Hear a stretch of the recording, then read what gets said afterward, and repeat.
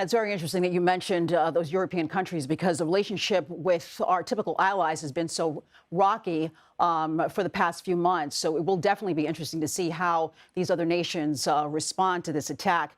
Let's take a look at the history of how this came to be at this moment in terms of the situation with Israel and Iran. Talk about that a little bit, Courtney, and how we got involved at this point.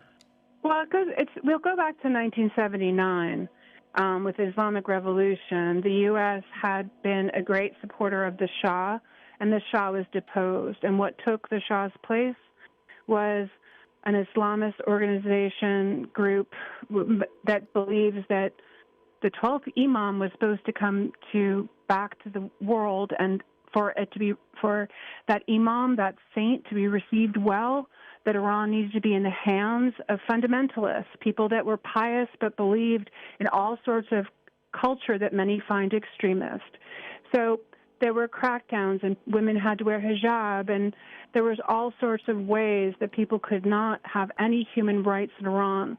Also, Iran saw Israel as an enemy and the U.S. as an enemy, especially with the U.S. getting involved in places like Beirut during the Lebanese Civil War. There was the U.S. Marines barracks bombings, there was the U.S. Embassy bombings, and the annex bombings. Iran had basically stood up proxy militias trained in the Bekaa Valley of Lebanon to base themselves in southern Lebanon and fight Israel, and that would be Hezbollah. Prime Minister Benjamin Netanyahu, after what's been happening in Gaza last October, he ran roughshod over Lebanon and pretty much diluted and got rid of and decapitated the leadership of Hassan Nasrallah. He died in an airstrike, which pretty much took all the power away from Hezbollah, so that doesn't menace Israel. Prime Minister Netanyahu is intent on not really having a ceasefire Hamas until he can say that every Hamas member is dead. And while there are question marks about that, he has taken Hamas and it basically neutralized Hamas. So these were issues that were kept up in America in the 80s, and Iran bombing in Buenos Aires, and Israeli tourists in Bulgaria, and regional wars popping up every now and then. But it's never really happened between the two foes, the two arch enemies, which are Israel and Iran, but then also the U.S. and Iran. And that comes from history pre-1979, the mullahs taking over and saying that the U.S. is the great Satan, and then the U.S. getting involved and Iran striking back with terrorist attacks. So there is history here. But there also had been a nuclear deal that President Trump took us out of, tried to get one back, clearly wanted the peace and the deal, and that's not how this has gone since Israel bombed Iran several days before what was supposed to be the sixth round of talks between the U.S. and Iran.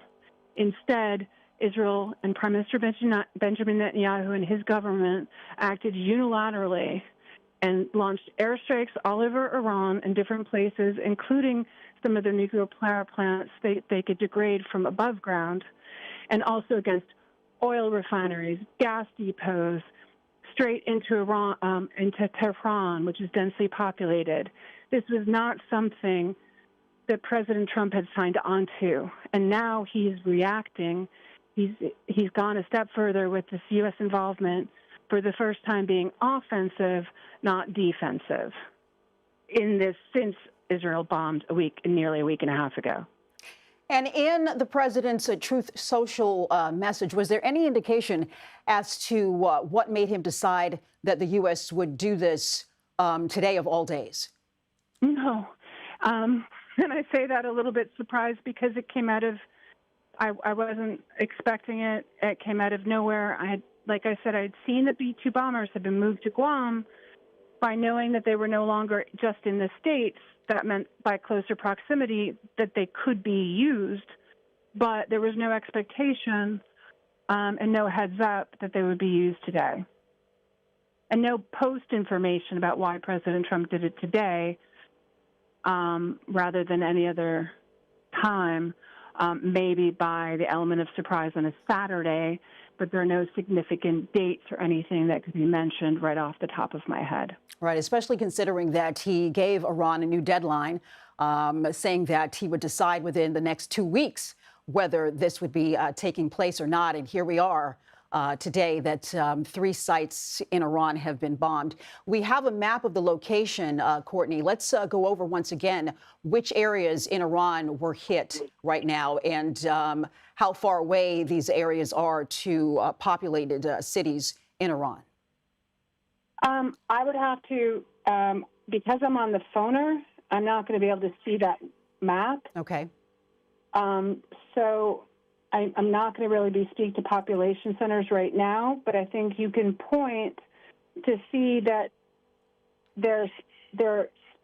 Isfahan is near the town of Isfahan, for instance. You see that how large the country is. You want to see how close or far away it is from Tehran.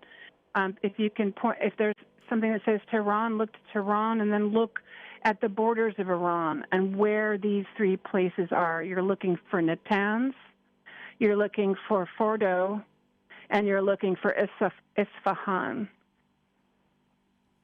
Yeah, we're looking at those areas right now. Fordo, now, you've the mentioned. thing is what you're talking about, which is really crucial too, is what kind of radioactive levels above ground would this create for any populations nearby?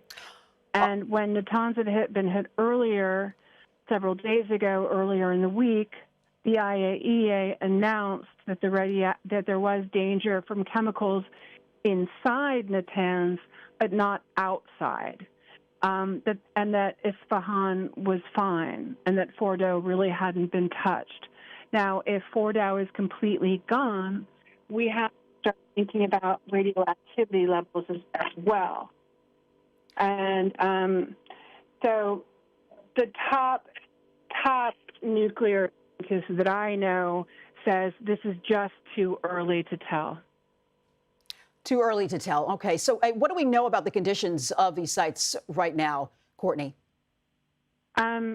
We know that they're nuclear plants, and we know that the U.S. president decided to bomb them. We know that he's speaking at 10 p.m. tonight Eastern time, that he will hopefully give more information that he has on that breaking news that he put out on Truth Social. He says Fordo is gone. There were B-2 bombers that had been moved to Guam. If the U.S. used a B-2 bomber with a 30,000-pound bomb, which only the U.S. has, which Israel does not, we're going to need to hear that from the president. He probably is preparing his remarks, but President Trump does what President Trump needs to and wants to at the time. So I would advise monitoring his Truth Social and waiting for his remarks to this nation. Which will come at 10 p.m. Eastern time, which is just about an hour and 15 minutes from now. We will be hearing from the president to see what made him make this decision. Very shocking to the world. BBC was on discussing this. The entire world is discussing this as to why the president made this decision after saying that he would be giving Iran 2 weeks to do what it needed to do. And let's talk about that a little bit. What did he want Iran to do? What was this deadline? What did he expect Iran to do within these 2 weeks that he said that he would be giving them? He didn't really say any expectation. I mean, I think he was expecting diplomacy, and he wanted Iran to talk to him. He wants the deal, he wants to be the deal maker. I mean, obviously, Bernie Sanders is announcing Trump's, quote, illegal attack on Iran, but the president has not been into making wars. He's been into making peace. But now these GBU-57 bunker buster bombs were dropped on Iran's underground nuclear facility, reportedly in Fordo. And the president is going to have to tell us more about that. The Speaker of the House, Mike Johnson, was reportedly informed in advance about this. It remains unclear whether the full Gang of 8 were also informed on time. That's the Speaker of the House, the House Minority Leader, and the Senate Majority Leader, and the Senate Minority Leader, as well as the vice chair of the Senate Intelligence Committee, among others. So we're going to have to wait. Carolyn Leavitt, the White House press secretary, is just saying tune in at 10 p.m. But President Trump called it successful. He hit 4 donut towns in Esfahan. And then he said, now is the time for peace. So he did say, I dropped the bombs and now's the time for peace. So that's also an interesting comment to look at. Yeah, and once again, we're seeing what he did announce on Truth Social. We have that up. He did say that in caps, in all caps, now is the time for peace. And it is Correct. quite interesting after the bombs have hit those three sites in Iran. How do we think Iran will react to this? What do we think they will do, given the history between the U.S. and Iran? Well, some experts and Iranians have told me that they think the Iranian regime is at its weakest since 1979. So we're gonna basically have to wait and see, and then we'll have to get back to this. But it's not really unclear why this decision came now. Courtney Kealy, our Middle East reporter, we thank you so much for all of those details.